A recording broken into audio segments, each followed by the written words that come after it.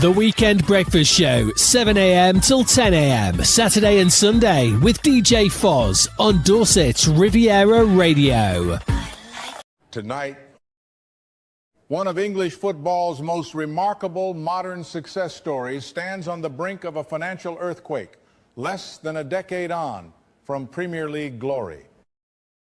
Leicester City now face the unthinkable possibility of dropping into League One, and with it, a potential collapse in revenue, mounting pressure on ownership, and major questions about the club's long-term future.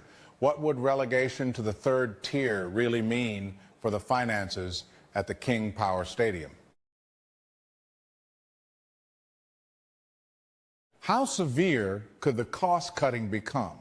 And could the fight to return to the top two divisions define the next era of the football club? This is a club that has lived the dream, but now may have to confront a brutal new reality. Tonight we analyze the numbers, the risks, and the road. Back with football finance expert Kieran Maguire. This is Leicester's financial survival fight. 5, 4, 3, 2, 1. And it's live.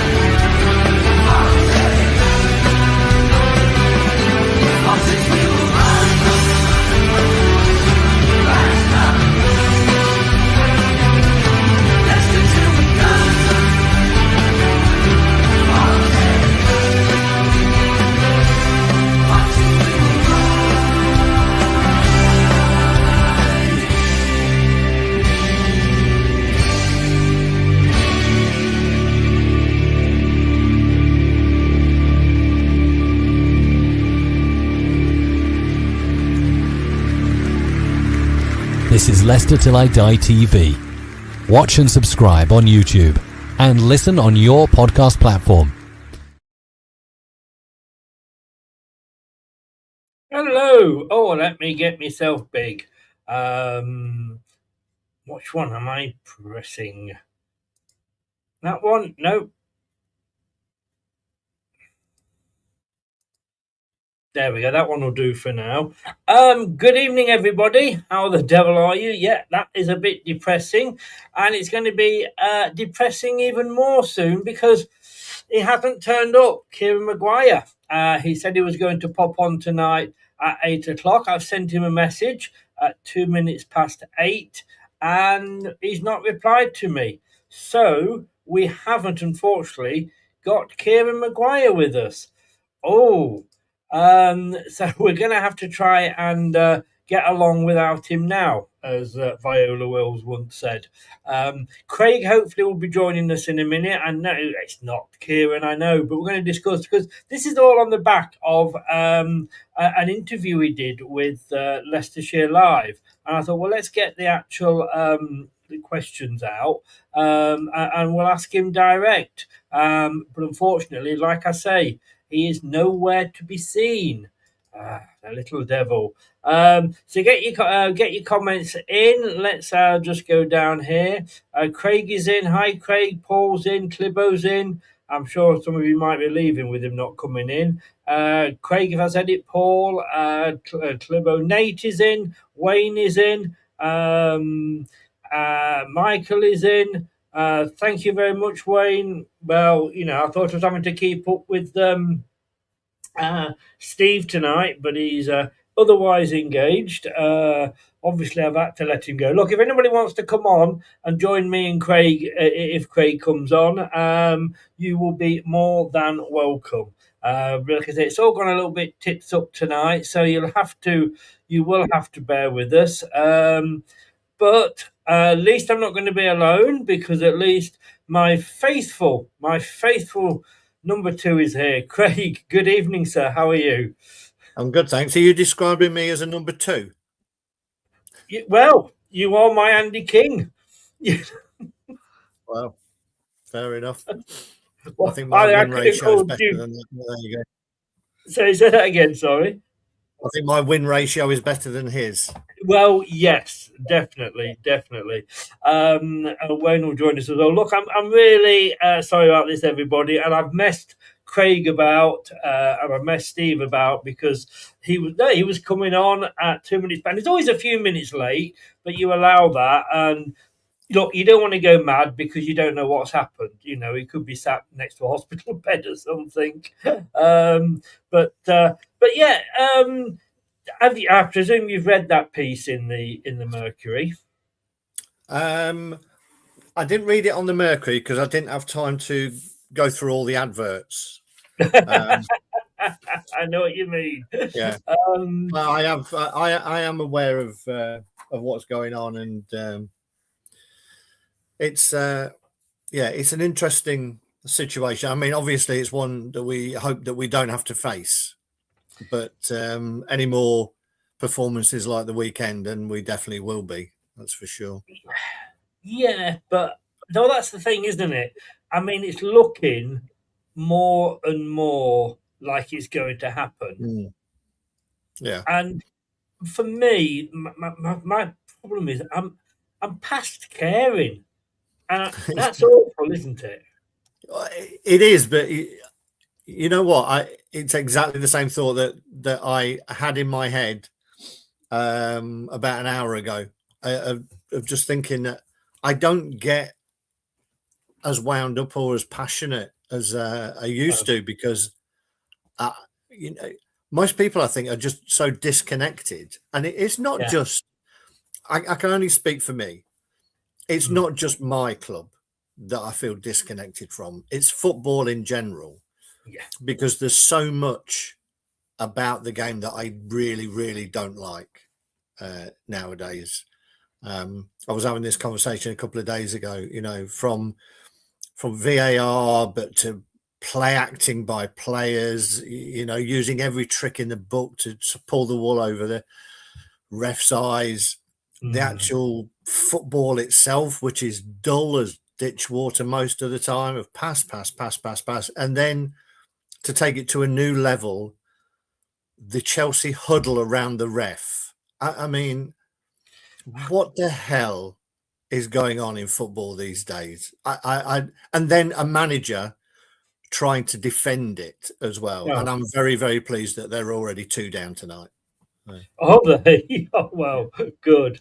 I mean, it's true. I mean, I did a program about a month or so ago, 6 weeks ago, saying, is it right? I'm falling out of love with my, with my football club. And I said, I don't think I've ever felt this low, and I didn't think it could get any worse, but it has. And when you read this, look, I've always thought, well, look, we've got decent owners in, they're going to back us, but they could just walk away. But then they just won't seem to accept that they're the reason that we are where we are. I think inwardly there's probably a recognition that they can't not think that they are the problem. We've heard it from so many different people about the mistakes that have been made. But I think the one thing that you can have on their side is that it would be probably quite easy to walk away. And they don't look like they want to walk away. It's almost like an honour thing. That they can't walk away and leave it in a worse state than when they found it. What they're doing, they're probably putting it back to where they found it, to be honest. I mean, we have gone full circle, it feels like. I mean, I have to say, do you think that we've had our 15 minutes of fame?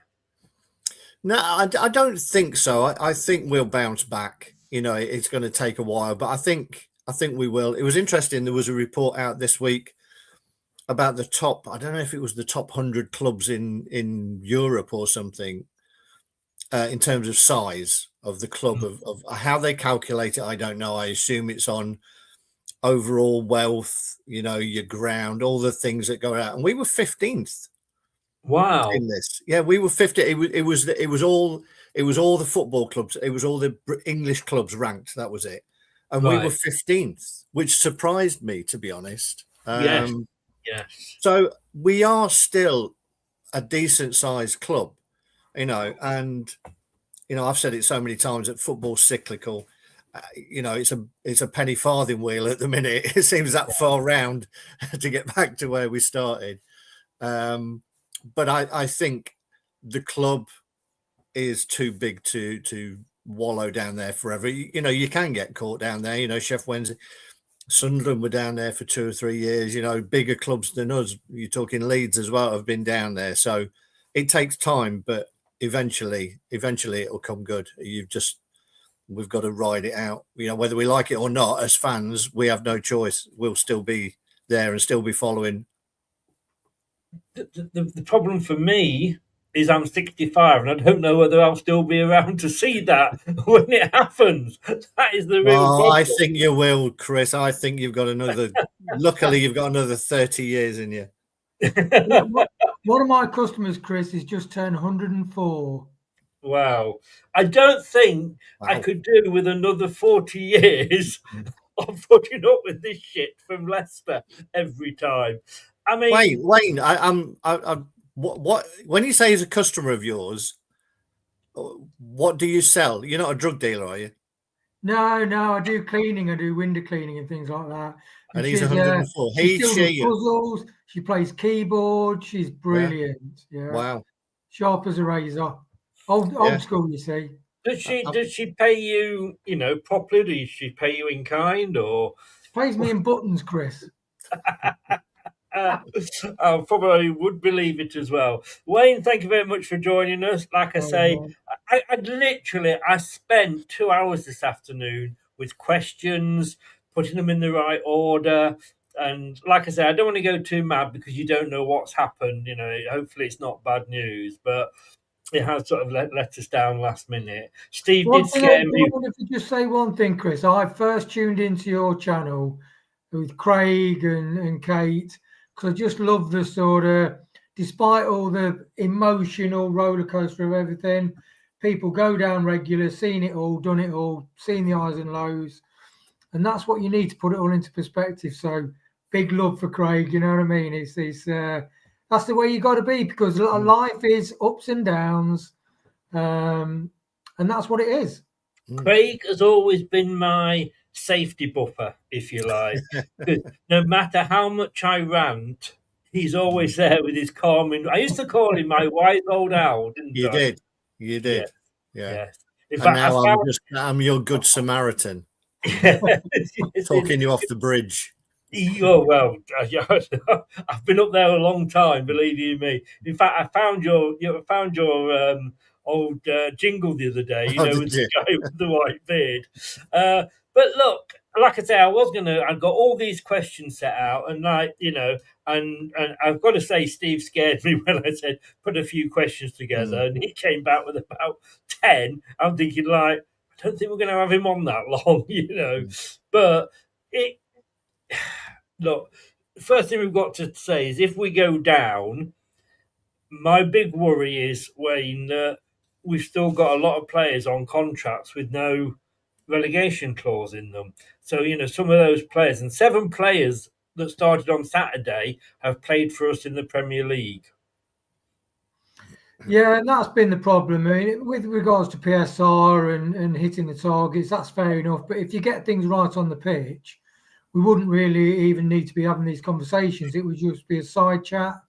Unfortunately, the way the team's been performing, and like Kate, I was at the ground on Saturday, and you look at the body language, the communication levels between the players, and certain people are wearing the captain's armband, and you think, wow, we are in trouble. So it's because of that reason that we're talking about PSR, even though it's so pivotal and important, isn't it? Down to the performance on the pitch. It is. I mean, I don't know if either you guys have heard anything, but Reese and Clibbo have both said in the group chat there's rumours about Rowett walking away. I've not heard that. The thing is, when people say things like that, I'd like them to put some kind of source or substantial thing behind it, because it's very easy to say that you've heard that from some bloke down in the pub. But where's that? Where would that come from? Unless it's come from someone who knows him or is very well in at the club. He doesn't strike me as that kind of guy. It's not really going to, look very good on him, is it? No, I think Chris is frozen, mate. No, I did. Yeah. It was my end. I've had so many problems with the internet today. Sorry, I don't know whether you caught that with me or not. I thought you guys had frozen, and then it was me. Yeah. No, I was saying I don't know where. I've not heard any of that, and I'd like to hear some kind of source from it. The number of rumours that fly around, but no one will ever give a source other than I heard it from a guy down the pub's next door, neighbour's best friend's girlfriend's sister-in-law's dog. Yeah. And does Rowett seem that kind of? I from his interviews and his post matches and how much clarity he gives, how much detail he answers the questions so directly, and you can tell he does appreciate the players and he wants them to do well. To me, it doesn't seem in line with the way he does things, really. I mean, Clibbo says there, because he said Reece came in and said it. You probably heard it on the chat, and then Clibbo sort of was saying yes, he's heard it as well. I guess there might be a point where Rowett might just say, "For fuck's sake, I've had this. I'm telling you what to do. You're not doing it." Look, we've all had those sort of days, haven't we, where we've said, "Fuck the job, I'm going. I don't need all this hassle." I've walked out on a job before now. Thankfully, they took me back. But it can get to you, can't it? If you're looking at him, and on Saturday he was epileptic on the side of the pitch, wasn't he? Which is what you want to see. I saw. It was interesting because the QPR manager at one point during the first half, early on, was telling his players to do something, and they were ignoring him, totally ignoring him. And it reminded me of Cifuentes a lot, who was trying to get messages on, and they ignored him as well. And you think there's no respect here for the manager. And I don't think in any way you can say they were a good team at the weekend, because they were not a good team at all. They were shocking for the first 20, 25 minutes. Really, really bad. And then there was some kind of injury and everybody went over to the bench. And from that point on, we disappeared. I don't know if two of them went down the tunnel. Obviously, somebody put a new fiver in IU's arse, because when you watch him run, he's not letting that fiver go, is he? I did do a review show last night with Libbo, and I have a section now called Talking Points about each game. And I had a picture of AU, and I just had one word: why? Yeah. He just runs like he's got a fiver in between his arse cheeks. I've got that vision now. Next time you watch it, running on the pitch, like it's a ladies' club, and you put in the fiver. I mean, all right. Let me ask you this then. Same question, both of you. When did it start going wrong for Leicester? Do you think? I mean, was it COVID? Was it before COVID? Was it Brendan? I thought you were about your match, Chris. That's a big sweeping question, Craig. I'll let you answer that. That's a big one. I think it started after we won the league, and then we were in the Champions League. And I think this is where I have a little bit of sympathy for some people at the club. Don't get me wrong. They have made some massive mistakes, and not having relegation clauses in the contracts is the biggest one of all. But they chased the dream, and they chased the dream that all the fans wanted them to chase. Yes. They got in players. They tried to get good players. They tried to get them on. And the only way that you can get good players to come to a club like Leicester City is paying over the odds.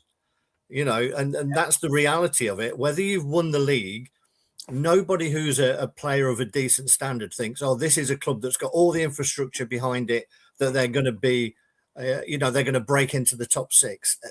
No, they're not. So you have to pay over the odds to get them to come and join what should be an exciting adventure. And then you've got a manager in Brendan Rodgers who comes in, who does a pretty good job. Let's face it, we fell away at the end of 2 seasons. But he's there saying, these are my men. I want them on long contracts. I don't want this team breaking up, blah, blah, blah. So you think, okay, this is a very good manager. Do we go against him? Or do we give him what he wants?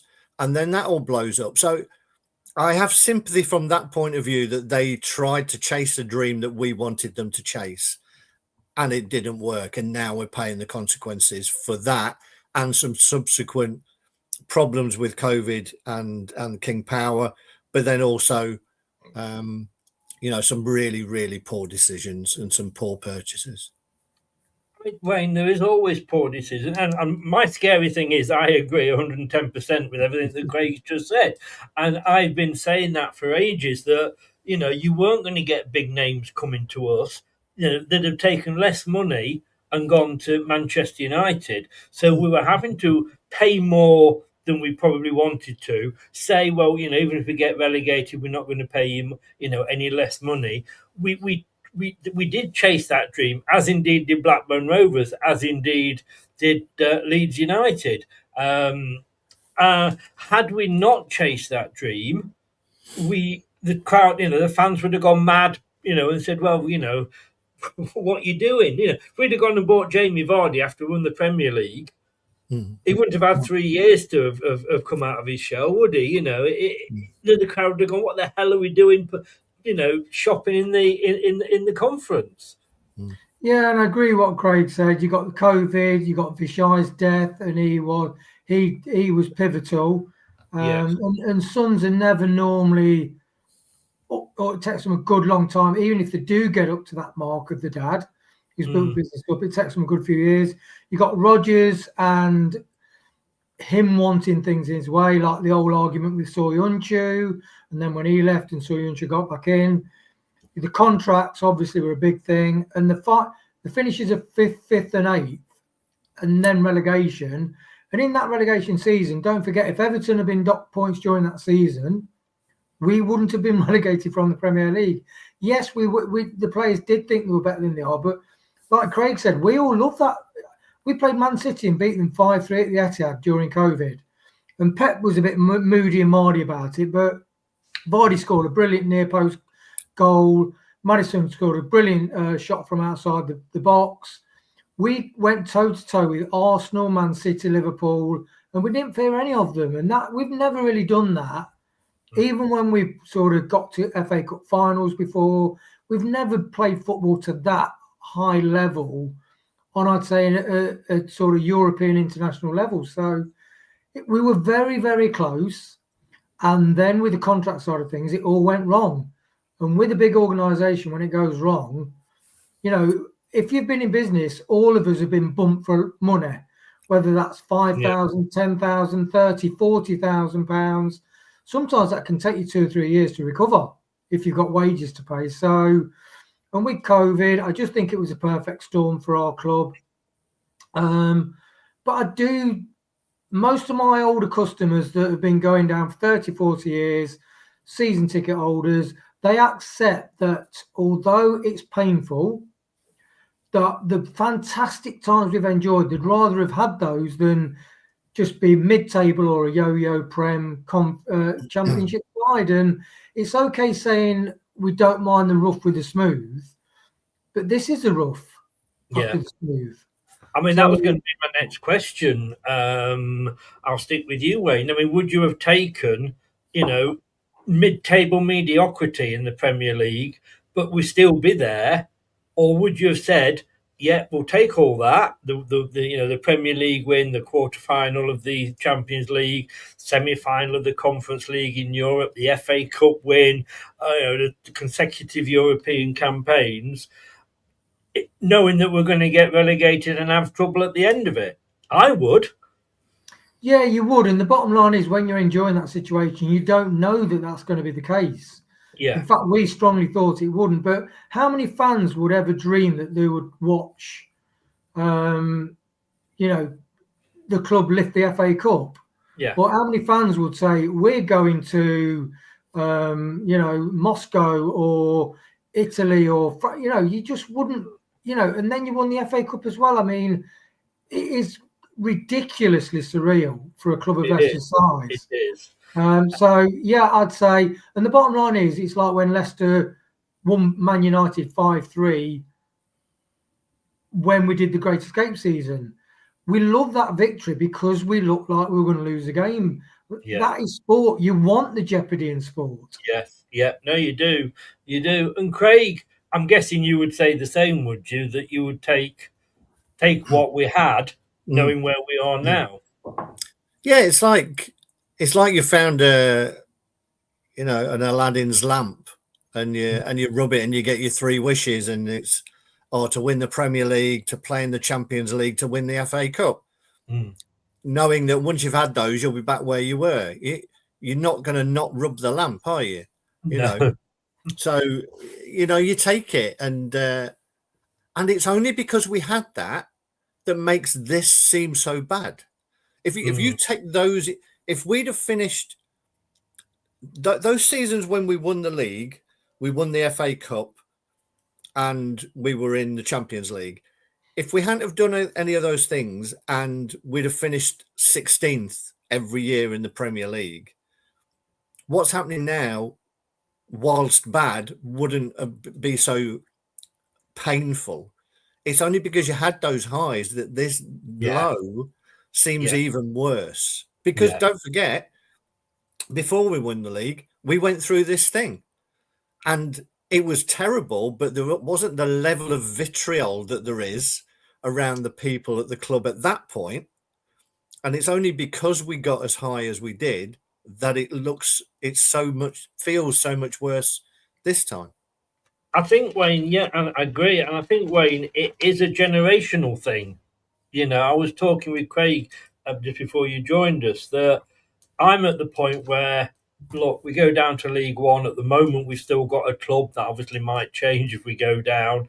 But, we're not in the position that a lot of other clubs have been where, Bolton went at the point of being wound up, Bury were, and I think it's the youngsters, I think, and understandably. We always say this about Man United, don't we? Most of their fans do not remember anything other than success because they only, they're that of an age where when they started following Man United, it was the Sir Alex Ferguson years. Before that, they were just another Tottenham Hotspur.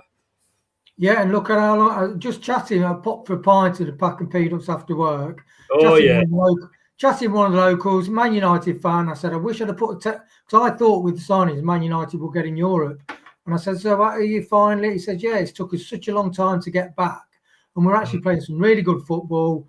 Maguire's playing blindingly for Man United at the minute. But yeah, he says that, that's, as you said, Chris, it goes in cycles. It goes in cycles. We all want success, and I think that the problem is that when you get something that's dysfunctional, which our contract side of thing has been dysfunctional, it's not a quick fix. It is not a quick fix. And I think some of the things levelled at the club recently are not recent mistakes. They're just the after effects of the shitty contracts we gave out, basically. Yeah. Which you poor business practice, really. Yeah. Michael says there, we went into Europe under Martin O'Neill. I have to say, that was a very different European qualification there. When we were winning the League Cup, the big clubs weren't interested in it. You'd have never seen Manchester City wanting to win it. It was only after we kind of had that success that clubs were looking and going, well, this is a way into Europe. If we don't get in the Champions League. Yeah. I think I've said this before. I remember during the O'Neill years going down to the games with my lad, and I think we had 3 consecutive top 10 finishes. And I remember vividly saying to him, enjoy this because this is as good as it gets, We've had 3 top 10 finishes. Enjoy these years because we'll Yeah. go back to normal soon. So that was the level of what was success. Top 10 Yes. finishes, not Yeah. that long ago. And I will say that I am so happy that I've had the chance with my son. I mean, I've got 4 kids, but there's only really Sean pre-baby that had any interest in football. Now he's got other things on his mind and other nappies to change. But yeah, the fact that I stood there with him and heard our team, and I say our team, walk out to the Champions League music. You know, I was at Wembley with him. And all right, I couldn't get to the FA Cup, but we were there for the Community Shield, and we won that. These are moments that, you know, I'm glad, and this is why I think I can't get overly mad the way some people are with King Power, because they gave me so much. And let's be honest with you, Tottenham Hotspur would have loved to have had the 10 years that we've had. Well, all right, maybe 8 years, you know. So, but as well, Chris, I mean, Andrea Bocelli, you know, you got like Italian United, and then you've got Andrea Bocelli, world-renowned opera star, holding the hand of Claudio singing opera in King Power Stadium. It is really surreal. I used to go when at that particular point. I used to go because my son had gone off to uni, and I used to go with my boss at the Bournemouth Echo, who happened to also, funnily enough, be a Leicester fan. We used to take it in trial, and he said I would pay a fortune to go and see this guy in concert because I love him. I cannot believe that I am stood here watching him at my club. And I was with the guy I always have to say thank you so much to Dean and Alan Birchnell for getting me a ticket to the trophy presentation game against Everton. And I was next to a guy we'd never, ever seen each other before or since. We were in tears in each other's arms when he was doing Ness and Dormer. I mean, you know, it is. But Wayne, we joked. Well, we said at the start of the season, you know, a lot of Leicester fans were going, "Yeah, we'll just go straight back up. It's a crap division, all this, that, and the other." And we were saying, "Well, you know what? You know, we could do another Luton Town." It looks like we very much could be. All right, we've got the 6 points deducted, but even if we get those back, then where's that gonna? You know, I still think we'd struggle. Yeah, with the attitude, really. I mean, when you're at the game, like Craig said, when that injury came on, it was like a flick of a switch.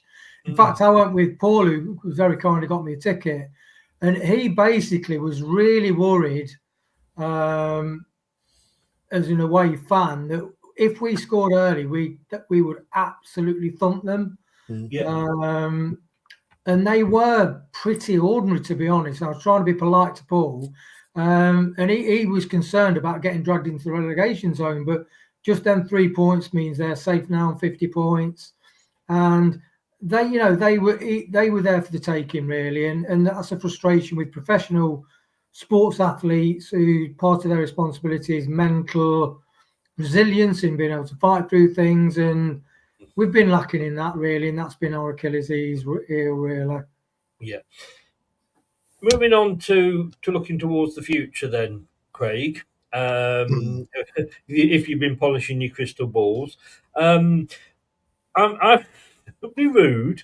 Don't be rude. We've made these changes, and look, we all know that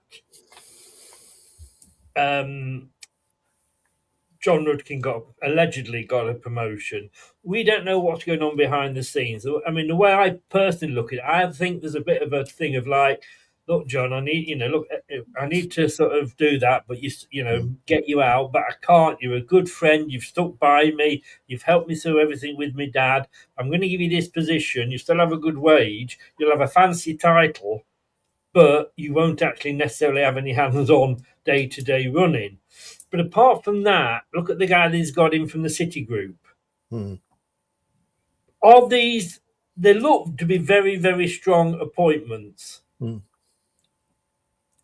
Would they would those sort of people, do you think, join us if they thought that we were going to be stuck in the third tier for a long time? Probably not. No, and you've got to think that in football you're sold a big picture. Now, maybe the guy from City realised that his sphere of influence was minimised in some way. He got a job there, but was it long term? You don't know. They seem to move people around at will. Maybe he wanted something that was, more permanent, I guess. Yeah. And I'm sure that, when you look at the infrastructure that the club has got, it's still an attractive proposition. You surely got Top telling him that they have no intention of walking away, so they're going to continue to fund it, and they have done. They've pumped a lot of money in, yes, to make up for the mistakes that they've made, but they've still pumped the money in. They haven't walked away like a Chancery at Chef Wednesday or whatever and just cut the money off and damn the club. So no, you've got to think that they've been shown a bigger picture, and they've come to be part of that, and to be influential in the roles that they've been given. And I agree with you, Chris, that I think Rudkin's been sort of moved up and across, and probably given a nice new office looking across the car park where the arena could have been. Yes, yeah. Yeah. And that's my thoughts. Wayne, these movements you got in, I mean, let's be honest with you, you do look at it and, good points there by Craig, but you think, well, this guy's coming from the Manchester City group, and he's coming to Leicester, who are on the verge of dropping down into the third tier. A couple of somebody else that's joined us that's had success at other clubs. And you look at it and you're thinking, wow, yes. Is that giving you any renewed faith in the club? I think, the club, to me, it seems from the outside guessing that the club has learned from its mistakes. We have started to clear away a lot of the contracts. And as Rob Tanner says, it's not as easy as saying, okay, we don't want you leave, because you've got the players, agents, timings and everything like that. It's not that simple. But I do hope that it's like JJ. There's a big discussion about whether JJ will stop. If JJ thinks, you know what, if they make me captain, I'd love to get this group of guys back up to the Championship and then push on.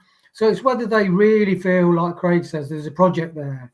And sometimes if you see the overall project, you might think, well, yeah, we've got a sticky patch, but Leicester City, recent history, some mistakes made. They've obviously had chatted about these sort of things. What mistakes have you made? How do you think what do you think you can bring to the table? And you can only hope that people have that view that, I think I can do something with this project. No, I get that. Are they too late though, Craig? Are you inspired by these appointments? They're too late to influence this season. That's for sure. They're there with a longer term view, and I'm sure that when they were appointed, the hope was that we wouldn't be in this situation where we're going to be in League One. They are appointments for a brighter future. But everyone would be thinking, and we're all the same. We're all hoping that somehow we get out of it. Yeah. But at some point, you do have to take a longer term view and say, right, we're putting people in position to take us back to at least the Premier League, not necessarily the fighting for Europe, but to become a regular Premier League team again. And whatever point you've reached, if you've got ambition to do that, you have to appoint new people to help you get there. That doing nothing would have been an indication that they didn't really care, for me. It kind of, to me, says, they are committed. Now, I know that's going to upset 500 people who went on a march and what have you. And look, I'm not saying that they shouldn't. Everybody's entitled to do what they do. And when they come into the stadium, They do get behind the lads. There's an argument of maybe that's what the next step that we need to do is not go into the stadium at all. But it does show a commitment, Wayne, doesn't it? But okay, let's say they were to pull out. Let's say King Power said, right, we're putting it up for sale. And who's the guy that owned Newcastle? Mike Ashley. And Mike Ashley was to come along and go, you know what? Leicester, it's really good this. I'm going to buy this club. Would the fans be happy then? No. Son-in-law, he's a Newcastle supporter. He was so glad that Ashley left. It's always a case of be careful what you wish for. I think the club means so much to the owners that I do think they would sell, but I think they would be very, very careful about who they sold it to. And they would do it from a position of trust. I don't think they would ever sell to someone like a Mike Ashley, who is like an asset stripper. He'd have us all back down Beaver Drive and be selling the training ground on to Notts Forest. That would get us financially out of the. I mean, again, the rumours were get us financially out of what though? The shit that we're in at the moment. But it won't, because you've still got to play players who don't really want to be here. So you could afford to pay them off then, couldn't you? And buy them out of the contract. You could do. I think that's a pretty short. One of my questions would have been to Kieran is, can you sack players? Every one of us, if we underperform, can get sacked. I'd love at some point someone to actually get hold of a footballer's contract of employment and see what's in it.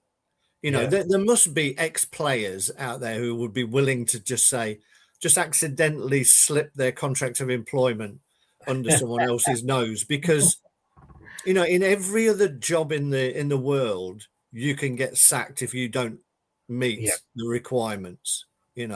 Why is football so different? I'm sure it's watertight and God knows what, and you have to pay them off. But surely, if you're underperforming, at the level that you've been employed at, on the wage that it is, then you should be able to get sacked.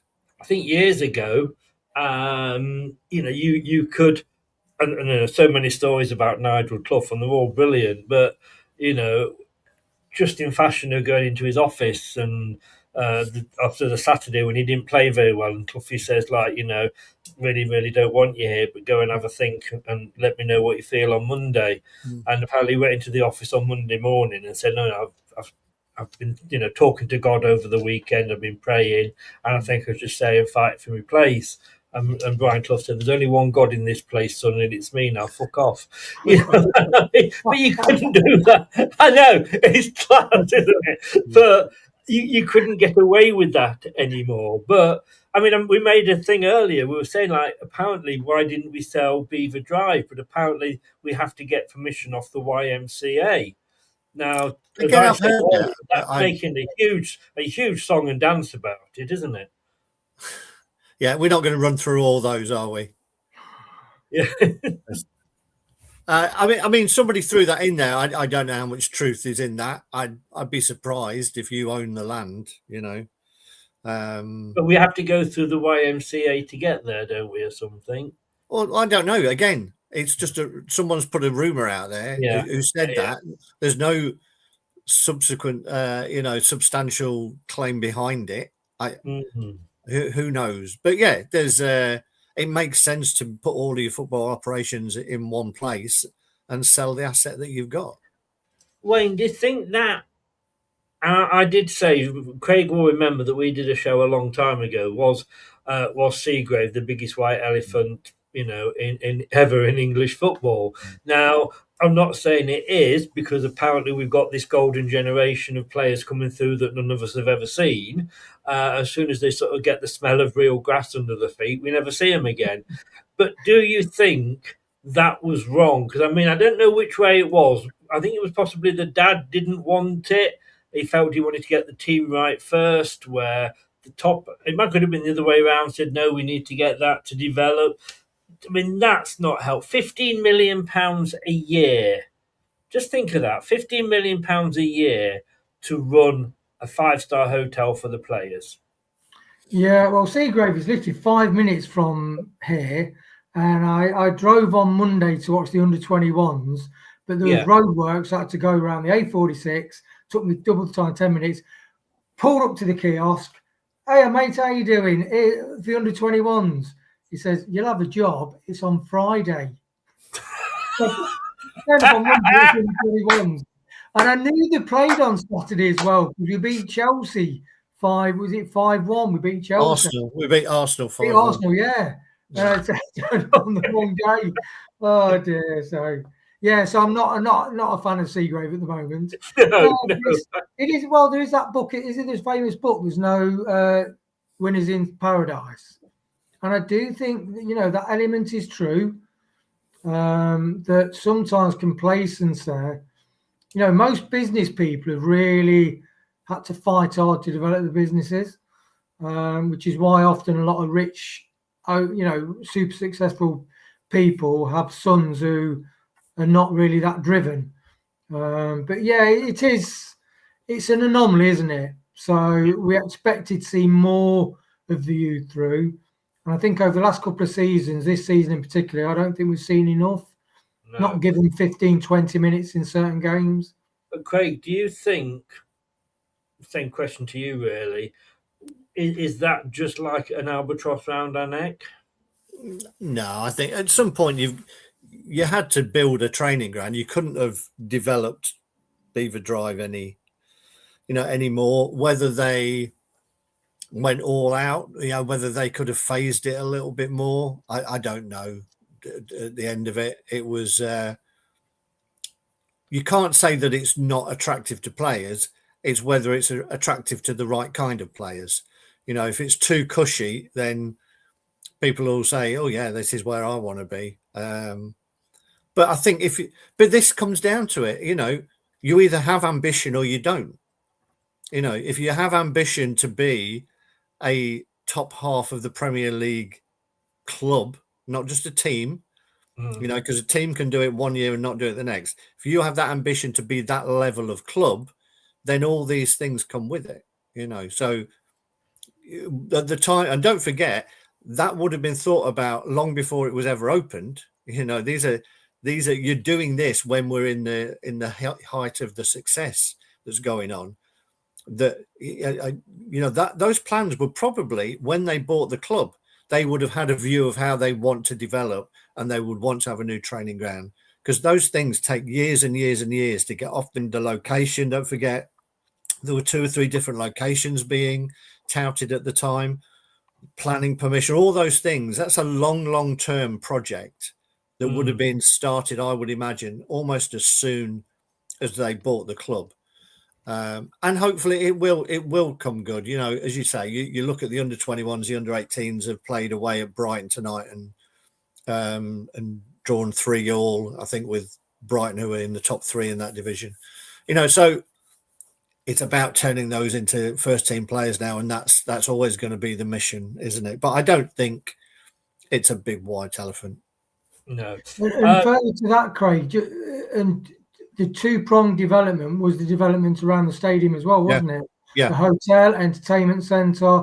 So obviously Vishai had that vision of really establish. I mean, if we'd have done that without COVID and Vishai passing away, then could we have been in a different trajectory? Yeah, he was here. He was here with a long-term vision, wasn't he, to build a footballing empire, and all of that, as you say. And COVID has hit us more than it's hit most clubs, I would say. Just an update there. Kieran Maguire will be joining us at 9:30. If you guys want to stay, you're more than welcome. I know we'll have been going for over an hour then, so you may want to, maybe on a promise and want to go off. The choice is up to you, but he's just messaged me. We would have been his 9th interview today, so he's just basically lost the whole track of everything. I'll step away and leave you to it. I'm happy being a support act. I'll go back to my Winnebago and just put my feet up for the rest of the night. It is all about money, though, isn't it? And we going down to the Championship, we lost £70 million in broadcast money. That's going to go down even further. Oh yeah, it would be minimal. Minimal. I mean, I don't even think we can probably be able to sort of do watch-alongs in League One. I've no idea. Would we want to? We're doing to? cry-alongs. Yeah, that is true. But the thing is, we're not going to get straight. I don't think straight back up like we did before, and pretty much Kieran is in agreement with that. I mean that may be the opportunity where the kids come through.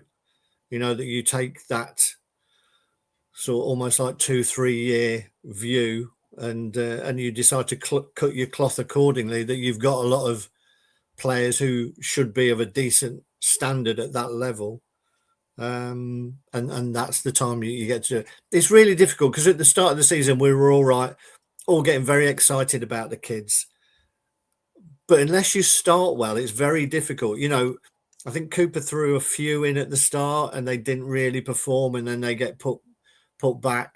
Last year, and at the start of this year again, a couple were put in blooded. Louis Page came in very early on but didn't really take his opportunity, and Nelson the same, didn't look great early on, and that's come back, isn't it?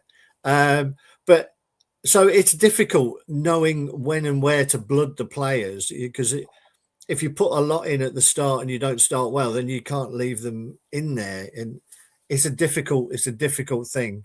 But it may be that's the route we have to go down, and that's the kind of shining light that we get. If we do go down, that we'll try and build our own team. We are losing money as it stands at the moment, Wayne. We know that. I mean, that's just going to it's going to be adding fuel to the fire, isn't it? We're going to be losing even more if we go down. I mean, like I say, £15 million alone for Seagrave. Is the season in League One going to cover that?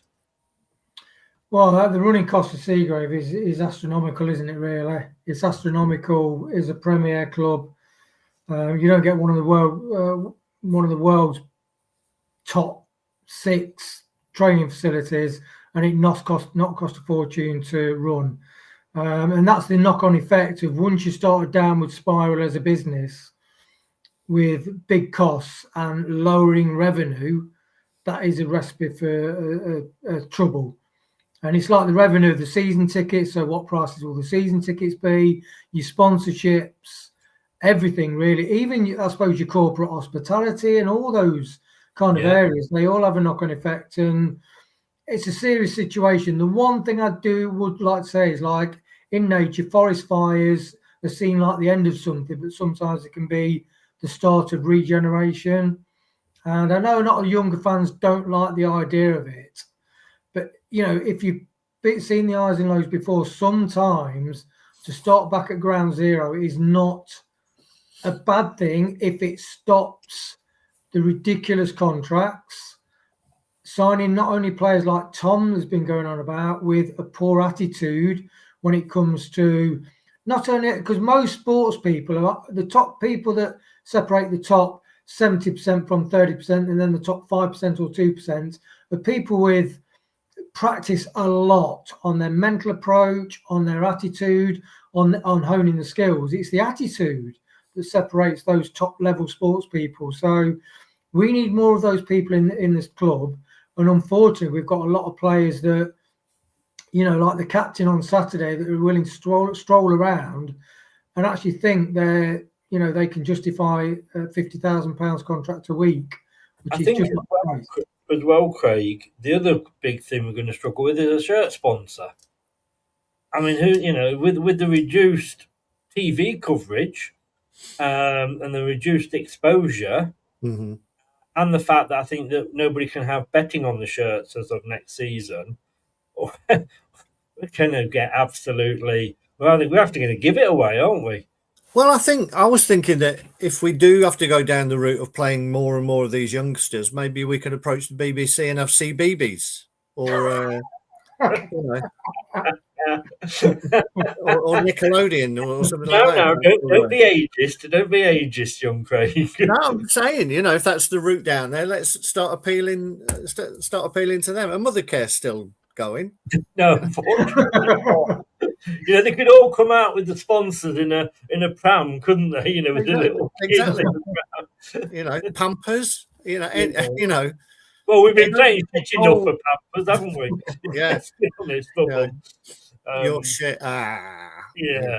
But no, it's true though. I mean, that's another revenue stream that's going to be, and our costs might go down. They'll go down. We've got Winks for another year. Who knows whether he's still on 90 grand or not? But 90 grand in League One, fucking hell. Chris, what about your logo on the shirt? LTID TV. I couldn't afford even the basic sponsorship. You know what I mean? Years ago, you used to be able to sponsor individual players, couldn't you? You could sponsor. You could. Yeah, I think we're going to get to a point where you can sponsor and play. Probably not. Imagine, I bet there'd be people willing to pay a lot of money if they got 5 minutes of football in a professional game. Yeah. Go around and appeal to all these millionaires who have got cash to burn, football fans who would give anything to pay. Say, right, per match, we'll give you, £1 million, but you'll get 5 minutes. Hey, I'll tell you what. Marketing department. Dragon's Den, Craig. Get yourself on Dragon's Den, mate. Yeah. The problem, the embarrassing thing is, whoever they got, they'd still be better than Jordan Ayew. Exactly. So we've got nothing to lose. Look, we're on about playing the kids, Craig, and lose with them, lose without them. The young ones won't learn without minutes. See, what annoys me is this attitude that everybody's had this season where, we can't play them. We can't put them into a losing team. Why the fuck hell not? I mean, life is about winning. Life is about losing. You don't, as Wayne said earlier, it's the jeopardy in sport. You can't run. I mean, what was it years ago? Was it? I don't know if it was under which government it was under, but you couldn't have winners on school sports days. I mean, what the fuck? I mean, that is sport, winners and losers, and apparently it's all about the taking part. I don't know. That's what AU does, says Kevin. So put them in, and if we lose, it's a learning curve for them, surely, Craig.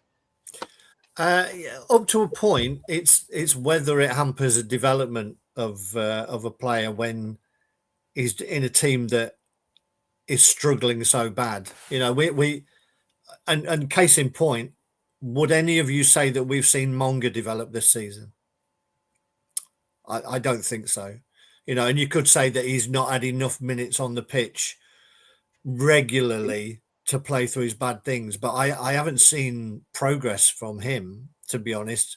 When you look at is it Rio? I can't remember his surname, at Liverpool, of a similar age, who is playing with a lot of confidence, even a team that isn't playing great.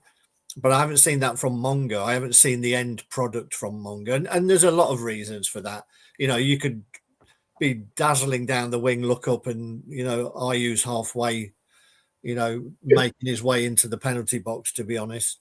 But it's that balance, isn't it, of playing in a confident team, that a player is more confident to take risks rather than just be safe, and that's not developing them as a player. I get what you're saying, but Wayne, at some point they've got to be thrown in. I mean, I've always been making the joke this past season. If Wayne Rooney had been at Leicester, he still wouldn't have broken through yet. He's not quite ready. And then give him another season. Chuck a baby in a swimming pool and it won't sink. It will swim. But these kids, they're so pampered these days. We're playing Boreham Wood in the next FA Cup. We'll put the kids out. Fucking what are they going to learn from that? Yeah, he's like Max Dowman at Arsenal, isn't he? He's the youngest ever goal scorer. I mean, he literally beat it by well over half a year. 16 years and 70 odd days old, something, Max Dowman. And he came on just after he was 16 for Arsenal. And my mate who's sports on Arsenal says Arteta's played a lot of the younger kids in the Champions League. But don't forget, he's playing them in the middle of a load of excellent footballers. And what Craig said is true. If you Mongot in Arsenal would have developed better, and if you flip it round, how would Max Dowman, who scored a goal and an assist in his last match, how would he have got on playing for Leicester? I don't think he got on very well, because he's just playing with a load of people that are just really poor players, really. So if we are looking then, Wayne, at the fact that we've got some of these players at least for another season, at what point do we do we throw these youngsters in when they're 27 and we might have, got back into the Championship? Yeah, and I do agree what Tom says, really, which he's gone from the off FM, had to sell all the top players, so we've got to play the youth. It's not Tom real, Wayne. It's not real. I know, but it does mirror, like, it very closely mirrored our situation actually in real life. The more season went on, but like he said, they are temperamental young kids. You've really got to be careful. It's like Sesko. Look at Sesko for Man United, quality striker. He could not score for love of money, and some Man United fans was like getting on his back. He's crap. We've got to get rid of him. We need to sign somebody else. Now he's banging them in, comes on as sub, scores within a couple of minutes, and he's hit the ground running now, but it's took him a while. It's took him nearly 2/3 of a season to get his confidence up and get moving. So Monga has definitely been spoiled playing in our team. But I do agree with what Tom said. He says, look, we could have played Aluko for 15 minutes in some of those matches. And like, some of the younger kids, we could have given them 15 minutes instead of bringing Ayu on. And that's one thing I do agree with some of the criticism of the club. We could have tried some of the younger kids out, not give them a full match, 15 minutes here, 15 minutes there. Yeah. I'm going to have to play this for you, Wayne.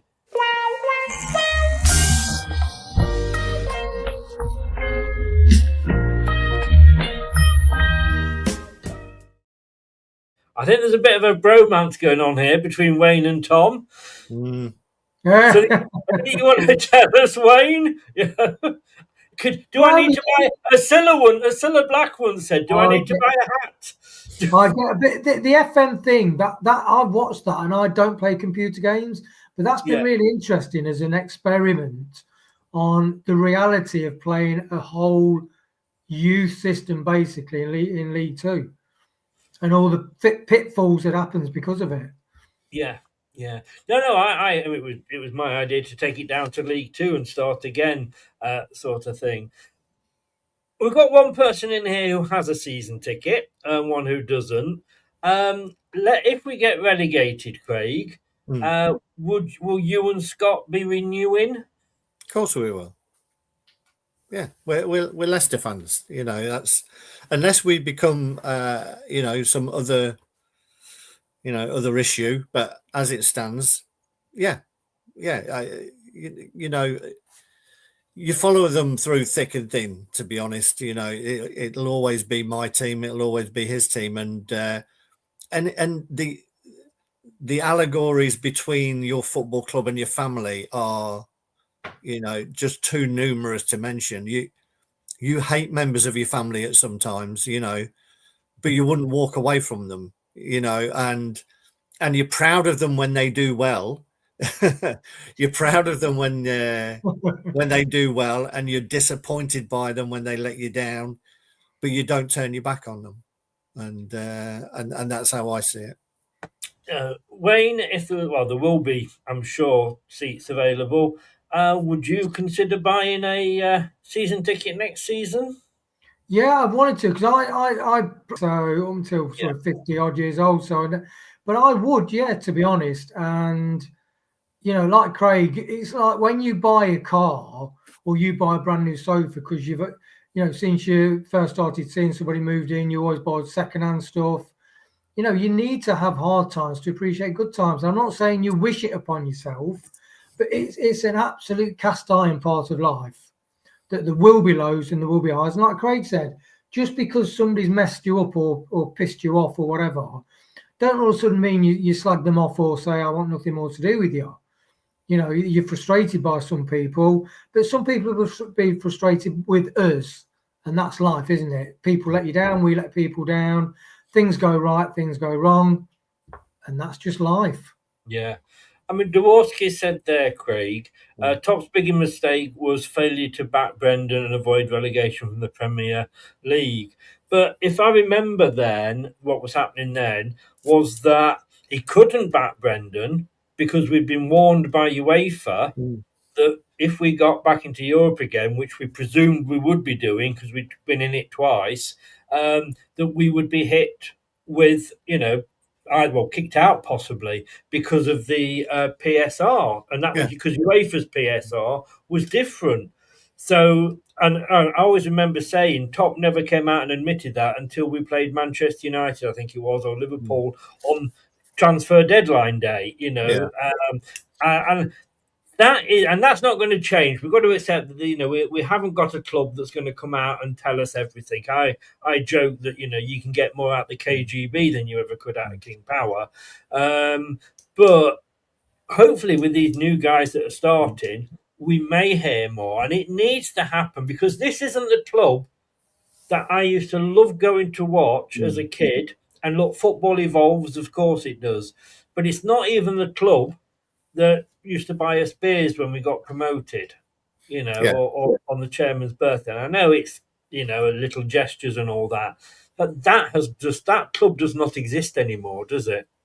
No, it's like, your dad's gone away and your mum brings in a new stepdad and he tries really, really hard, but he's not your dad, and that's kind of how it feels, at the football club, that we've lost our father figure, and as much as his son tries to fill those boots, he can't do it, and he'll never be the same again.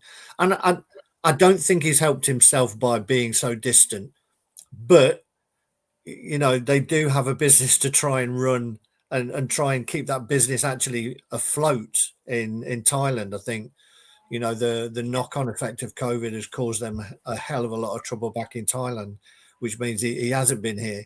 And I think that comes down to what he should have done at that point was either appoint new people, appoint more people, or and make those people who were in those positions be more vocal and give them more airtime at the club, to build that connection. Going way back, and I've said this before, going way back to the days of Pierpoint, and Paul Mace, who was the PR. You knew more and more of those people around the club, different people, and now you don't. You just have one figurehead. There's nobody having those conversations with the press or whatever, and to not have at least a proper PR person, who can be that conduit between the press and the fans groups and the club, so all those questions. I don't think we're alone in that. When you look at any of the press conferences that managers are forced to sit in, they're asked questions about the club and the running of the club or whatever, and that's way beyond their area of jurisdiction. So to have a PR manager who can fill that gap takes a lot of the pressure off the manager and would placate the fans, I think. Yeah, no, indeed. And I'm just looking here as well. I'm going to use Portsmouth as an example because Milan Mandrić also owned Portsmouth. He dug us out of the shit as well, let's be honest with you. Would we still have a club if he hadn't stepped in? So this is Portsmouth history. 1990s to 2005, Milan Mandrić took over, overseeing promotion through the Premier League. 2006 to 2009, he sold to Sasha Gademark, who took control, leading to an FA Cup win in 2008, but initiating financial collapse. And from 2009 to 2013, a series of owners, Suleiman Al Fahim, Ali Al Fajari, I think might have been his son, Converse Sports initiatives resulted in entering administration twice. I think one of those was a convicted gun runner allegedly. Now, Shoot the runner. yeah, it's not necessarily they might find us some nice buyers, but we don't know what's further down the line, do we, Wayne? I mean, they may come along and go, oh, look, we've got this American company. They're going to, buy in and keep it going, blah, blah, blah. Thank you very much. Sorry we didn't, end as we started, etc., etc., etc. But then that American company, yeah, we need the money for the pensions or whatever, and then they sell it to some, dodgy, more Americans, like that own Man United and what have you, and that is the problem, isn't it? And then, if you do end up, I mean, I wouldn't actually complain about Mike Ashley because I tell you what, Newcastle never had any financial problems or any worries about PSR. No, they didn't. But the son-in-law, he much prefers. Well, of course, they would prefer the billionaire. Yeah. Right. Yeah, and they're playing great football. They're playing great football. They're in Europe now, and they are established. I know they're having an iffy season, but yeah, it's like anything. It's like grass is always. I'm not a fan of grass is always green. I believe that you look to buy a new car, and if you buy a new car or get a new girlfriend, that's it. You don't need to look around. You're more than happy, and for any fans to come out. I'm going to tie it up there because Kieran's come in. So thanks very much, guys. Really appreciate you jumping in at the last minute. Totally, thank you. Stay watching and put some questions in the chat. But we'll get them in now. Thank you very much. Take care, guys. Bye-bye. Cheers. Oops, Daisy. Kieran, you're very small there. Give me 1 minute. There you are. Welcome along. You're in demand. You're in demand. Yeah. Like you said, nobody wants to speak to you, but we kind of have to. No. So, I think you're number 7 or 8 of the day. Oh, I can imagine. But thank you very much for giving us your time. No, don't worry. Like I say, it happens. I'm just glad that, when these things happen, you're thinking like, oh, God, you're not going to be sat next to a hospital bed or something, are you? Do you know what I mean? That's... Although you could say that that's what it feels like supporting Leicester at the moment. Look, we've got you on. Look, we look like we are going to be ending up in the third tier again. We've been there once before. Last time it was, football was different back then. Could we see a situation? Because I've always said that if we get relegated, I don't care what division we're in as long as I've got a club to support. But then people are coming and saying, well, actually, if we get relegated, we might not have a club to support. I think that's unlikely. I mean, there will be financial repercussions, but there are some positives, one of which will be Leicester City will still be in receipt of parachute payments next season. So if you have back-to-back relegations, you still get that second year of parachute payments. And that means that Leicester will get somewhere in the region of £36 million from the Premier League. And that compares to about £1.8 million for every other club in League One. Now, that's still a substantial decrease on what the club would have received had it not been relegated in the first place. But there's the opportunity to, in the second year, having been down, there's the opportunity to shift players off the wage bill if they're in demand elsewhere. My only concern is what happens if you've got some players on big contracts who aren't attracting interest elsewhere, and then you're stuck with them. I don't know whether you remember Birmingham City when they were relegated in about 2009, 2010. They had this big 6'6" centre forward called Nikola Zigic. Wow. Who Yeah, he was on a 4-year deal on a lot of money. I think Jamie O'Hara, when Wolves were relegated to League One, he was on Premier League wages because they couldn't find him another club, and that's the concern. So we don't know how the how the wages are adjusted when a club has back-to-back relegations. We don't know whether there will be a second wage decrease. I would thought it would be unlikely, but in the world of football, you never say never. So No. I think the challenge for Leicester is that the last time they were in the Championship, they had a wage bill which was in excess of £100 million, which I think, based on my calculations, I think that was the second highest ever wage bill in the Championship, and they got promoted. The problem they've got now is, I think promotion is probably out of the discussion at present. All the focus. Oh, don't burst my bubble, Kieran. I'm so sorry. Didn't mean to ruin your Tuesday night. And on the back of that, how does the club adjust? So it's challenging. I think there's a separate issue in that if you talk to Sheffield Wednesday fans, their owner appeared to have a change of circumstances in terms of their ability to access cash, and that amplified the problems that the club already had. And as we know, Sheffield Wednesday have gone into administration. They've had one preferred bidder drop out, and to nobody's great surprise, by the way. Anybody that had done their backgrounds on the prospective owner thought this is looking a bit over ambitious. Now they look like they're going to get a possible new preferred bidder, and based on my calculations, you're probably looking at something like 5 pence in the pound for the unsecured creditors, which means that they're going to get 15-point deduction. So all of this is bad news, but you've still got a football club. And what will happen is that regardless of the division in which you're competing, when the fixtures come out, you start looking at the away trips. You start saying, well, I think we can get 3 points there and 3 points there and so on. And the excitement, it's amazing. You forget that you've just been relegated and you focus on the future. So at this point in the season, it's quite demoralising.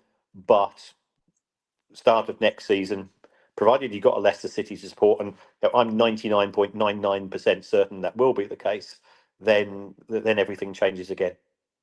And of course, you're going to have that, like, that's a stadium we've not been to before, and exactly. Yeah. 92.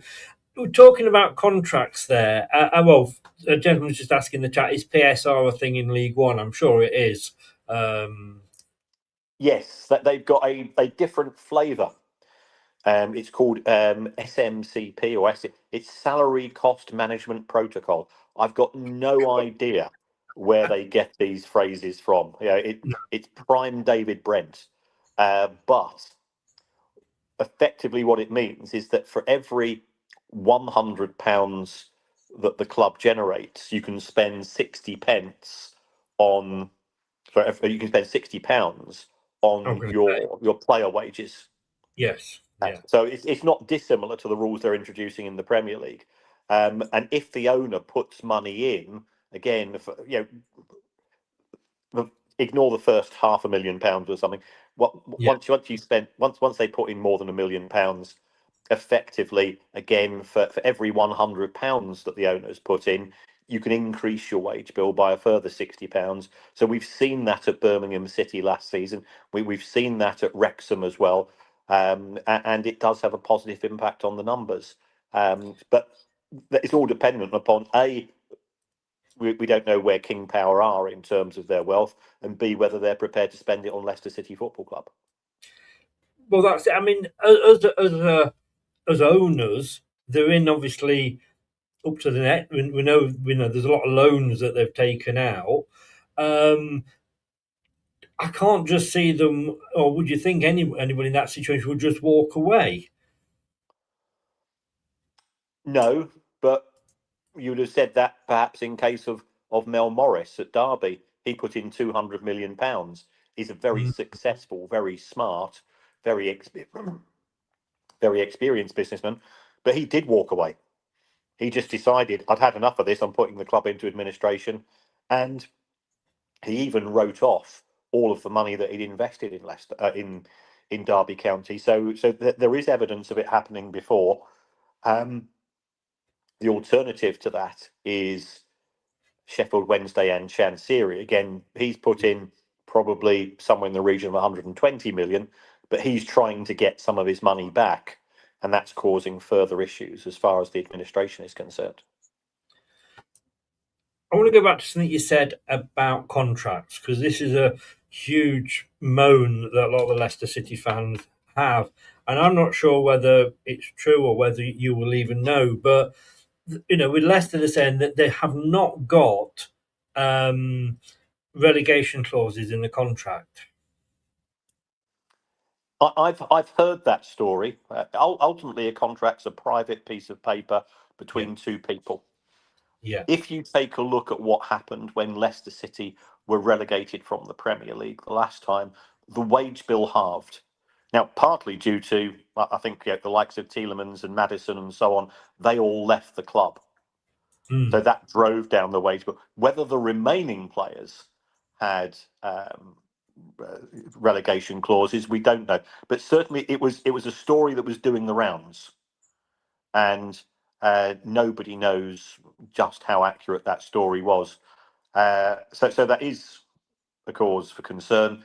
And if Leicester are trying to attract players to come to them, one of the things that an agent might say is, well, I'm not certain I want to come. I think you've got a fair chance of being relegated. Tell you what, I'll take a 10% pay cut. I won't take more than that, or I'm not prepared to take one at all. So depends how desperate you are to sign the player. Every contract is different. So you might have some players who are on relegation clauses and not others. I mean, it basically just sums up how the club's run at the moment. One of the questions that Craig that was on before, I probably think know the answer, but I'm going to ask you anyway, is why can't players be sacked? When I start a new job, I sign a contract. Yep. But if I'm underperforming, I can be put on warnings, and then because I'm not hitting targets, and then after a verbal and a couple of written or whatever it is these days, you can be sacked. Why can't footballers? Well, you have to have grounds for dismissal. Now, if there's evidence of gross misconduct, then you can be sacked. But at the same time, if you get a reputation as a football club, as an organisation that's going to go down that route, good luck trying to sign players. Yeah. Because who's going to come to you? I teach professional footballers. I work for the PFA business school. Every single player that I've been in class with, every single player I've had conversations with, they are professional. When they start a match, it is their intention to give it their best efforts. Now, if you sack people for doing the very best that they can, then I think you're in a really awkward position, because remember, it was you who offered them the contract in the first place as the football club. Yeah. And that would work two ways. If a football club can sack the player, then equally, surely the player can give a month's notice and walk away, and you don't get any compensation in the form of a transfer fee. So be careful what you wish for, because it's got to work both ways. Football players, they're not slaves. They're not just pieces of inventory to be treated in such an inhuman way. We all get frustrated when somebody misses a chance, or goalkeeper makes an error, but they don't set out. So on what grounds can you sack them? No, that's a very good point. I wish we could have done with Fafana when he decided to go on strike and not play, but there we go. It's what it is. No, it's a fair point. The other thing I was going to ask is, can players be bought out of the contract or do they have to agree to be bought out? I mean, I'm thinking, look, Ayer's leaving at the end of the season. So, he's one of the higher wage earners. We still got Bobby Dekova-Reid. We'll still have Vestergaard. And allegedly, we're still going to have Harry Winks. Because when we got promoted back up to the Premier League, he actually, kicked off an extension to his contract by a year. And I'd hate to think of him being on 90 grand a week in League One. It's probably more than most clubs' entire wage bills. Could you, go to them and buy out the contract? Are you allowed to do that? Oh, so certainly. I mean, look what happened with Raheem Sterling at Chelsea. Yeah, he had 6 months left. You can come to an agreement to revise a contract between two parties. That's part of general employment law, but it doesn't mean that you can do it for nothing. It could be that you will say, look, you've got 12 months left. We've not received any offers for you, but tell you what, we'll give you 80% of next year's wages now, and you go off and try to find somewhere else to play. And everything is negotiable in employment law if you've got two parties who are winning. But what the club cannot do is to impose such conditions upon a player. Again, I always go back to this issue: is that when the club offered the player a contract, nobody put a gun to the club's head. They made the offer, the player accepted it. It's now a case of what are the terms going forwards. Do you think that the new structure that they've put in place at the club is going to help us? Time will tell. Yeah. There appears to be a lack of leadership and governance at present. That's for sure. So that there have been people who are not around. That there have been senior positions which are not being filled, and that's not helped the decision-making process. It can't get much worse. No. I was just wondering whether it's like too little, too late sort of thing. Well, I think as this season is concerned, we're out of the transfer window period, so it's a case of the coach has to make do with the squad that's in front of them. Yeah. I mean, one of the things I've written down here, and we have touched on parachute payments, would parachute payments still offer meaningful protection at that level? I mean, I think we're only going to have the 1 year left, aren't we? Because we had 1 year when we came down, then we got promoted, so it stopped, obviously. And then when we came back down again, you just get the last 2 of the 3 years, don't we? That's correct. If you're immediately relegated following promotion to the Premier League, your parachute payments are restricted to a 2-year payout. So it does mean that the club has to start budgeting for season 27-28, because what will happen is that the parachute payments of £36 million in season 27-28, it will either be £1.8 million in League One, or it will be around about £12 million in the Championship. Either way, a substantial reduction on the money that's coming into the club at present. So how can you sign players on 3 or 4 year deals under those circumstances? You either are relying upon the owners to provide funding, or you've got to start searching a different market. And if you come up under those, even you get promoted under those circumstances, you're now up against clubs that have been in the Championship for a few seasons, who are used to Championship level of spend, which is different to that of League One. Yeah, I don't think we could carry on with the wage structure as it is now if we were back in the third tier. Yeah, you're absolutely right. There will have to be a significant change. And it's all very well, you as fans saying and people at the club sort of hinting at we need to get rid of players A, B, and C. You've got to have somebody willing to buy players A, B, and C off you, and if they've had a drop in form, if they shouldn't have been bought in the first place, then unfortunately you've got the problem of trying to find a new place of employment for them, because again, the contract says you've got to pay their wages for 2 years, 3 years, however long it's going to be. If nobody else thinks that they're worth the wages that they're currently on, it makes things very difficult.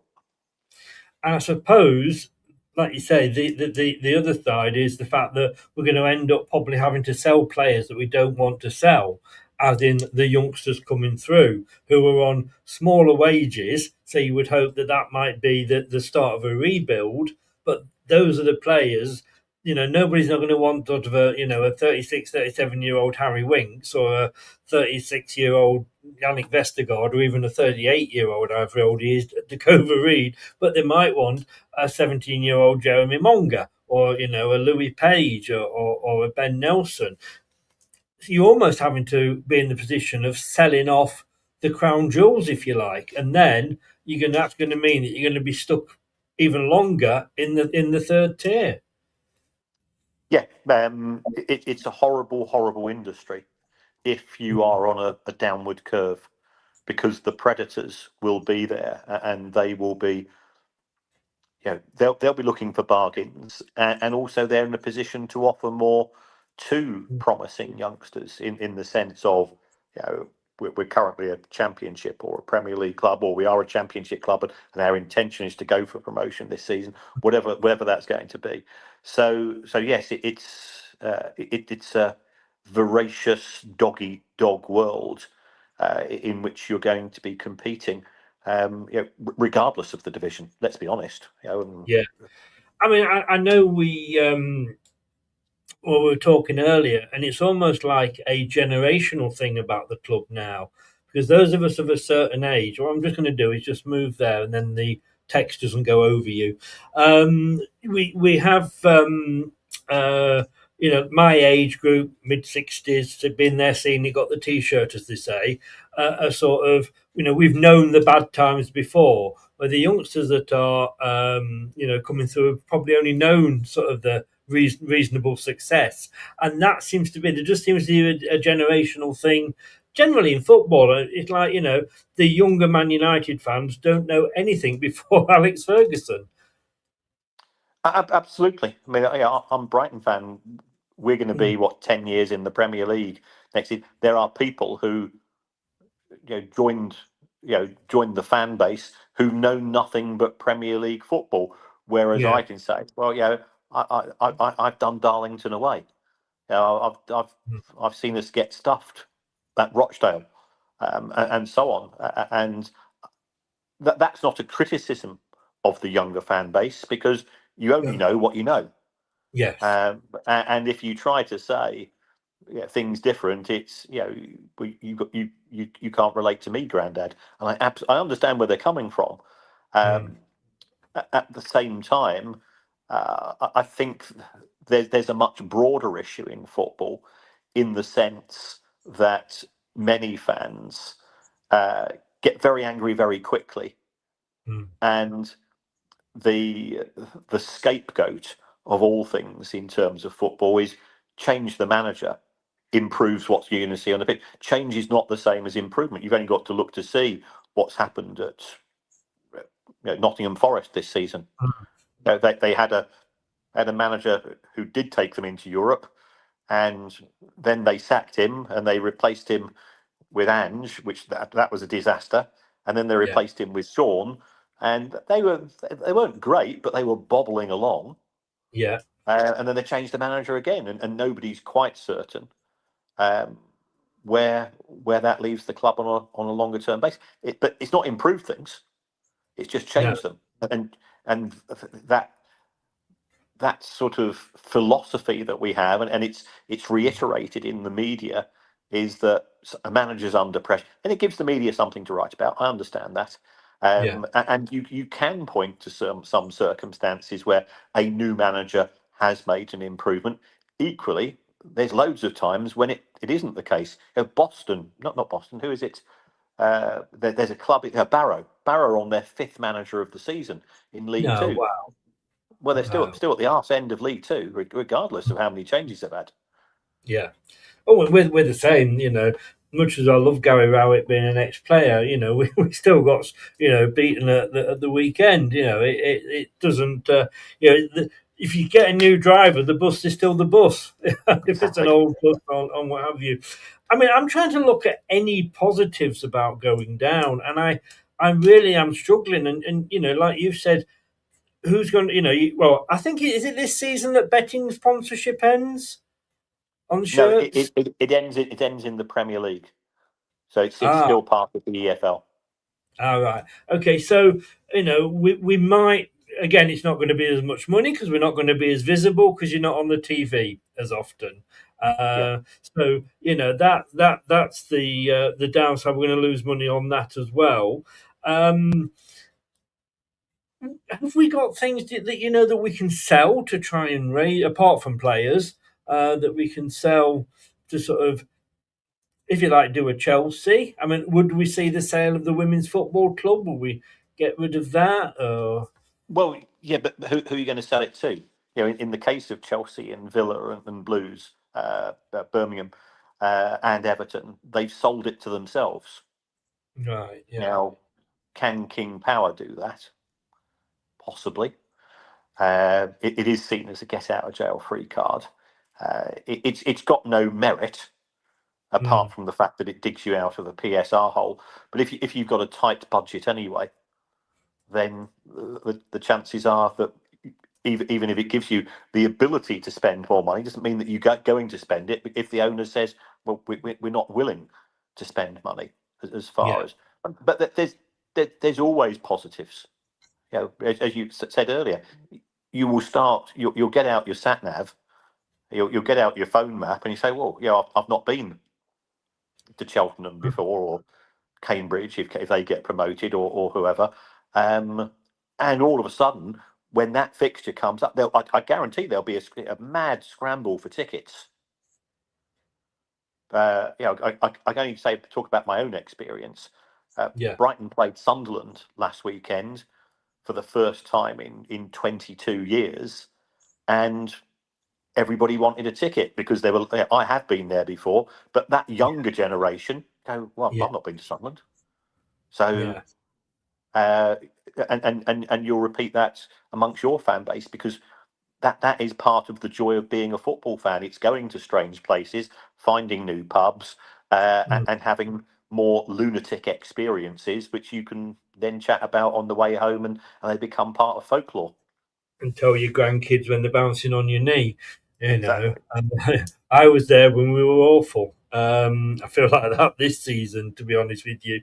But there has. I mean, we got everything that we have as an income is going to go down. I mean, I think fans will still want to go to the club. I mean, I know we're all moaning and what have you, but as we said earlier, we all want to sort of go. And you can't change your club like you can change a car. You're stuck with it, whoever you support through thick and thin. But everything financially is going to be going down, and I guess it is all down to King Power and how much they want to back it. Whether they are invested emotionally because of what happened to Vichai is a question. But of course, they've had it bad as well with COVID. That's really, really obviously affected their business. And they're only now, I believe, starting to maybe see, again, the green shoots of getting back to where they were. Yes, and the war that's currently taking place in the Middle East has caused issues with that. Yeah, of course, I was forgetting that. Yes, I mean, there's always things around. We'll come on to the PSR in a second, but I just want to sort of talk that could we still be? I know this. I think we've got 1 year left of the 3 rolling years or whatever it is. Could that be chased? Could that be follow us down to League One? Absolutely. My understanding is that because both the Premier League and Leicester City have appealed the 6-point deduction, the EFL are just waiting, and they will see what has happened as a result of the appeal, and then they will make a further decision as to whether they're going to charge Leicester City Football Club for a breach of PSR rules for the 3 years ended season 24-25. So that's an outstanding issue. That's a further layer to the complexities of where we are at present. And from a fan's point of view, you just must be sick and tired of charges and appeals and reading reports. None of us fell in love with football, even me. Even I didn't fall in love with football to go and read 28-page reports. And after I finished with you, I'm going on 5 Live at 11:15 to talk about more football finance stuff. So it's just relentless, and it's not football. It's not. None of us, fell in love with that, as you say, because of that. And I'm just thinking. I mean, because my attitude was when we finally got the 6 points, I thought, fine, let's accept it, because there was rumours of anything from 12 to 20 points. Let's accept it and run for the hills. And then, obviously, I suppose, would we have appealed it, do you think, if the Premier League hadn't appealed it?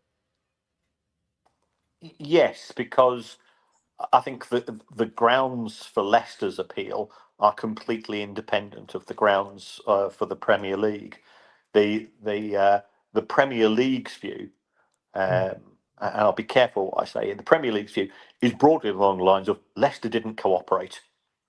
So why did they? And given that there was a 1-point reduction in the tariff for cooperation, so the Premier League are unhappy with Leicester as far as the cooperation is concerned. I think as far as the football club is concerned, they feel that the retrospective application of a new constitution is outside the realm of what is acceptable, and therefore they feel that they shouldn't have been charged in the first place. So they're completely independent of one another. It is going to bring, as always, plenty of work for one stakeholder group within professional football these days, who don't necessarily do keepy uppies. Yes. The thing is, right, so with appeal, we've literally got 8 games to go. It's literally, 6 weeks or 7 weeks, because we've got 2 game weeks and what have you. It's not just affecting Leicester, it's affecting the likes of Oxford, West Brom, teams that are down there with us. What happens if at the end of the season it's not rectified? Do we get those 6 points back until it is sorted, or where does that leave us then? Because that could be the difference between us staying up and somebody else going down, which isn't fair to them. Yeah. Oh yeah, and it's not. And also, if you think about it, I could be going. If I'm Oxford or West Brom, and there's 2 matches to go, and you're 1 point or 2 points ahead of Leicester, what you might say is, okay, guys, we're going into this match. We're going to park the bus for 90 minutes, try and scrape a 0-0, get a point, and we think that that's going to be just enough. Yes. If there's a change to the tariff of Leicester City, that can what happens if there's an appeal and the results of the appeal don't come out to mid-June? All of a sudden the World Cup started and a relegation which you finish 4th bottom and therefore you're not relegated, and all of a sudden you're now 3rd bottom. There are huge complications. I think there is a cut-off point. But I don't have the Premier League constitution to hand. It's been quite a traumatic 24 hours in the world of football finance with the Chelsea issues. Well, I was going to say about the Chelsea issues, because everybody's going like, no points deduction, it's just a fine, which is a drop in the ocean for them. It's how to say that the Premier League and I don't expect you to comment on this, but I can say it, how to say that the Premier League is corrupt without saying the Premier League is corrupt. How the hell did they not have all right, they are citing the fact that the Chelsea brought this to their attention and they, admitted to it.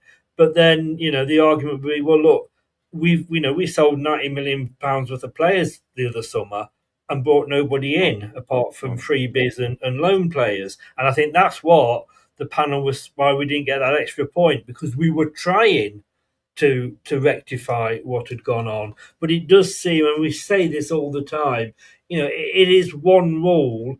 I was just trying to get something up a screenshot earlier. Everton got fined, Forest points deduction, Forest got a points deduction, Leicester got a points deduction. Where is Manchester City's and Chelsea's?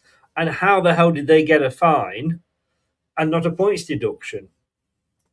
Well, yeah, first of all, whatever you think of the verdict, and I don't think it's, I don't think it's the verdict which looks good. The Premier League's not corrupt. It might be incompetent. No. It might have applied its rules inconsistently. Corruption's a very, very serious allegation. And I think if we go around just throwing the word out willy-nilly, where there is real corruption in the world, and there is real corruption in the world, and there's real corruption in this country as well, it just diminishes the. Well, let me say, I said that very much tongue in cheek, and it is very much an alleged thing, Yeah. But it's how some fans, look at it, and it's how some fans see it. I absolutely understand that. I go back to the wording, as always, of the Premier League's own, or rather the Commission's report into Everton, where it said explicitly, fining a football club who has an ultra high net worth owner is not a deterrent. It does not send out a signal to other clubs who might equally have rich owners, and it destroys the integrity of the game. So by imposing a fine, and it wasn't even imposing, this was a negotiated settlement between Chelsea Football Club. It wasn't a commission. You look at it, and it was an agreed level of punishment. And if I was Chelsea, I would be far happier with that result than the result that they've just had at home to PSG. Not by the looks of things that there are any Chelsea fans to watch it for the last 10 minutes. No. Like I say, I can see why fans today have been getting annoyed about it. And I'll let you go because I want you to have a break before you go on 5 Live. As long as you'll probably get an email now from somewhere in Australia saying, "Can you come on at 4:00 in the morning?" Probably. Yeah. Do you think our appeal will be sorted before the end of the season?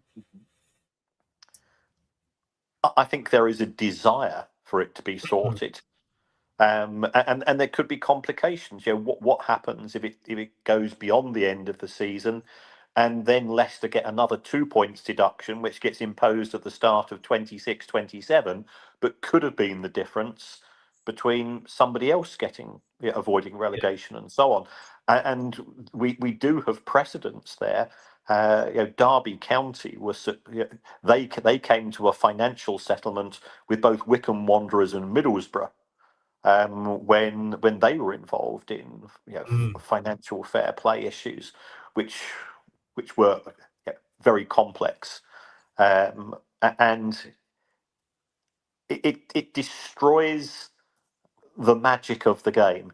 Even if you get, if I get relegated, I'm following a team and gets relegated.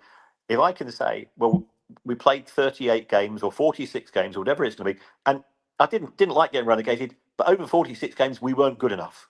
And as a football fan, you accept it. If we have different sets of rules and there are points deductions which are deferred, there are fines given instead of points deductions, whereas other clubs are getting points deductions, you just end up feeling that the game that we have such an emotional investment in has lost the plot, and that there are people driving decisions through a position of wealth, through a position of being successful, and effectively getting their own way because they've got more expensive or more aggressive lawyers or whatever it's going to be, and that results in the integrity of the game being called into question. I have to say, even if anyone's having, if some by miracle we got the 6 points back, I still don't think we'd be good enough to stay up. Do you think there's any way that we could win this, or it could be changed to a fine? I don't think it will be changed to a fine. Now, could the points deduction be reviewed and changed? I'm not a lawyer. Okay, I'm a teacher. So I always stress that. Having read the report, however, I think the grounds for appeal are quite remote, because those courses of action that I would potentially take if I was Leicester City, I think that they've been cut off through reading the commission report into the initial 6 point deduction. But where there's a will, where there's a chance of getting out of it, you make that value decision. How much is it going to cost me in legal fees? What's the probable outcome if we don't go ahead with it as well? We always say it's a roller coaster ride following Leicester City. It's never boring. Kieran, I'm going to let you go because, like I say, I appreciate you coming on. You've had a hell of a day, and it's not over yet. And do check out Kieran's podcast, The Price of Football. Not The Price of Failure, as I've put it there. No, I quite like that. I might nick that title for it. You nick it. You nick away, mate. But that's what we are suffering with. Kieran, thank you very much, mate, for coming on. And I know it's been a bad day, but I really do appreciate it. But all the best to you, and good luck and speak soon. Take care. Bye-bye. Take care. Bye-bye. Cheers. Bye-bye. Oops-a-daisy. There we go. We're all over then. We're all over. Yeah, it just doesn't look good, does it? When you are overspending in the Championship, you're going to overspend in League One even more. It is totally and utterly scary, really. It so is. But we love the club. We love the club, as frustrating as it is at times. Thank you, Nate. I appreciate that. Didn't get to ask all the questions that I wanted to ask him. I'd literally, like I say, spent a couple of hours. I'd got 12 questions here about business models, embargoes, financially rebuilding, sale, but obviously just didn't get a chance. But you've got to accept, like he says, we don't pay him for coming on. He doesn't get paid for this. He's a teacher of finance, like he said during the interview, and we appreciate him coming on. And we learned a few things. It wasn't as bad. Maybe I got a few questions in there, but PSR has destroyed us. We did what Leeds did. We did what Blackburn did. Blackburn haven't come back yet. Leeds are back in the top flight, but it took them a hell of a long season. Sorry, a hell of a long time to turn it round. Manchester United, they got ruined by owners, and this is what I'm saying about always be careful. Would you want owners like the Glaziers? It's no. Mike Ashley, possibly. I mean, at least with Mike Ashley, like I say, you know that he's going to be leaving the football club in a financial, stability. But look, we're always going to have different opinions. That's what we like about football. We're very fickle as fans, and we've all got our own opinions. And of course, we all think we're all right as well. None of us are. Thanks very much, guys. Might be a show tomorrow, I'm not sure. If not, the show will be on Thursday with the prediction show. Thanks very much to Craig. Thanks very much to Wayne for jumping on. Really appreciate the time. And of course, as always, thanks to Kieran. And do check out, as you can see there, poking his head there, aren't I? Do check out his podcast, The Price of Football. Thanks very much. Don't forget to like, subscribe, click that notification bell, and if you're on your mobile, when I come off, please give us a hype. It all helps. And if you've been listening via your favourite podcast platform, I really do appreciate that as well. I will see you all as soon as, whenever the next show is. Take care. Good night. The Weekend Breakfast Show, 7 a.m. till 10 a.m. Saturday and Sunday with DJ Foz on Dorset's Riviera Radio. Thanks for watching. These videos are tremendous. You better like them too, or I'll be back. This podcast is proud to be part of the TalkSport Fan Network. TalkSport. Powered by fans. That will conclude this evening's entertainment.